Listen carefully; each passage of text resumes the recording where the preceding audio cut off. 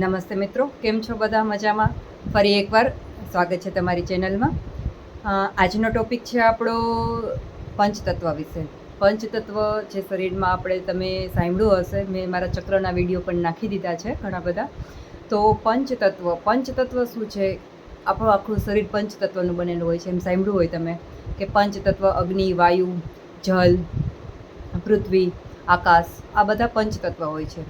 પંચતત્વ આપણા શરીરની અંદર જો ખરાબ થાય તો ઘણા બધા પ્રોબ્લેમ્સો આપણા જીવનની અંદર આવતા હોય છે.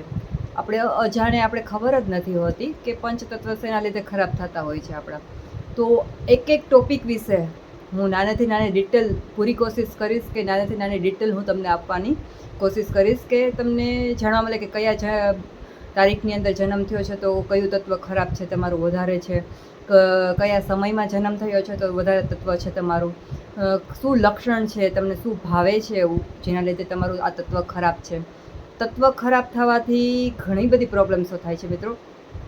આકાશ તત્વ જો તમારું ખરાબ થાય છે તો હેરની પ્રોબ્લેમ રહે છે, હેર ખરતા જોવા મળે છે, આંખની પ્રોબ્લેમ રહે છે, દાંતની પ્રોબ્લેમ રહે છે, રીઢની હડ્ડીની પ્રોબ્લેમ રહે છે, સાંધાના દુખાવા રહે છે, આ બધી પ્રોબ્લેમ્સો થાય છે.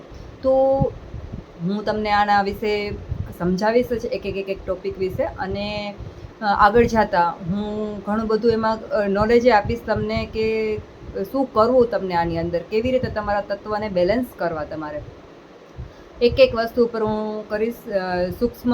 જેમ આપણે ભૌતિક રીતે જે આ શરીર છે આપણું ભૌતિકથી વસ્તુથી પૂરું પાડી છે, અનાજ છે, ખોરાક છે, બહારના પાણી છે, આ બધી વસ્તુથી આપણી જરૂરિયાતો પૂરી કરી છે. તેવી જ રીતે સૂક્ષ્મ શરીર હોય છે. બધા સૂક્ષ્મ શરીરને પણ આપણે જરૂરિયાત પૂરી કરવી પડે છે. ઓરા હોય છે, આભામંડળ હોય છે, 7 ચક્ર હોય છે, જે વાઇબ્રેશન જે આપણા શરીરને થતા હોય એ બધું જ પંચતત્વ હોય છે. 3 આપણા સ્થૂળ શરીર, કારણ શરીર, આ બધા શરીરો હોય છે આપણી અંદર. તો આ બધું જ વસ્તુને આપણે સૂક્ષ્મ જે છે, સૂક્ષ્મ રીતે આપણે ખબર જ નથી. નાડીઓ હોય છે, કેવી રીતે ક્લીન કરવી નાડીઓ, અને આપણે ઈંગલા, પિંગલા અને સુષમના મેઇન નાડી 3 હોય છે. બીજી તો ઘણી બધી નાડીઓ આયુર્વેદિકમાં કીધી છે મહર્ષિ પતંજલિએ.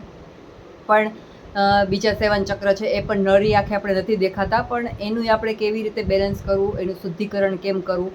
તો સૂક્ષ્મ જે ક્રિયાઓ છે એ હું તમને બતાવીશ કે સૂક્ષ્મ ક્રિયા કરવાથી કેવી રીતે તમારી જીવનની અંદર પ્રોબ્લેમ્સો સોલ્વ કરી શકો. તમે કોઈ વસ્તુની દવાની જરૂરત નથી, બધું જ આપણી હાથની અંદર છે. હું તમને એવી એક સાધના આપીશ કે તમે ડેઇલી રૂટીનમાં કરી શકો, જેનાથી ડાયાબિટીસ, બીપી, કોલેસ્ટ્રોલ જેવી ઘણી બધી બીમારીઓ કંટ્રોલ તમે હાથે જ કરી શકો પોતાની જાતથી જ. બસ ટાઈમ કાઢવાની જરૂર છે, ખાલી 10 અથવા 20 મિનિટ ટાઈમ કાઢવાની જરૂર છે. તો એક વસ્તુ ટોપિક ઉપર હું લઈ આવીશ કે પંચતત્વ શું છે, પંચતત્વના ખરાબ થવાથી શું પ્રોબ્લેમ્સો થાય છે. તો આગળનો મારો ટોપિક રહેશે કોઈ પણ તત્વ વિશે. તો મારી ચેનલને જો મિત્રો હજી સુધી લાઈક નથી કરી, શેર નથી કરી, તો લાઈક કરો, શેર કરો અને બીજાને પણ મોકલો, જેથી હેલ્પફુલ થઈ શકે. તો ઘણા ટાઈમ પછી મેં કહ્યું કે કોઈકને કાંઈક થોડુંક અલગ નોલેજ આપું, જે હું પ્રેક્ટિસ કરતી હતી અને મેં મારા ઉપર ખુદ ઉપર અમલ કર્યું. એ વસ્તુ તો મને ઇફેક્ટ લાગે છે મારા જીવન ઉપર ઘણી બધી વસ્તુની. તો હું એમ કહું કે એ વસ્તુ મારા સીમિત ન રાખું, તમને પણ પ્રોવાઈડ કરું, જેથી તમને જેટલી થાય એટલી આ ચેનલ દ્વારા તમને હેલ્પ કરી શકું હું. તો મિત્રો હજી સુધી જો મારી ચેનલ લાઈક નથી કરી, શેર નથી કરી, સબસ્ક્રાઈબ નથી કરી, તો બધાને મોકલો જેથી હેલ્પફુલ થઈ શકે. Thank you. તો આગલા ટોપિકમાં હું તમને સૂક્ષ્મ સાધનાઓ વિશે, પંચતત્વ વિશે બધું જ ડિટેલ્સની અંદર હું તમને પ્રોવાઈડ કરીશ. થેન્ક યુ, ધન્યવાદ.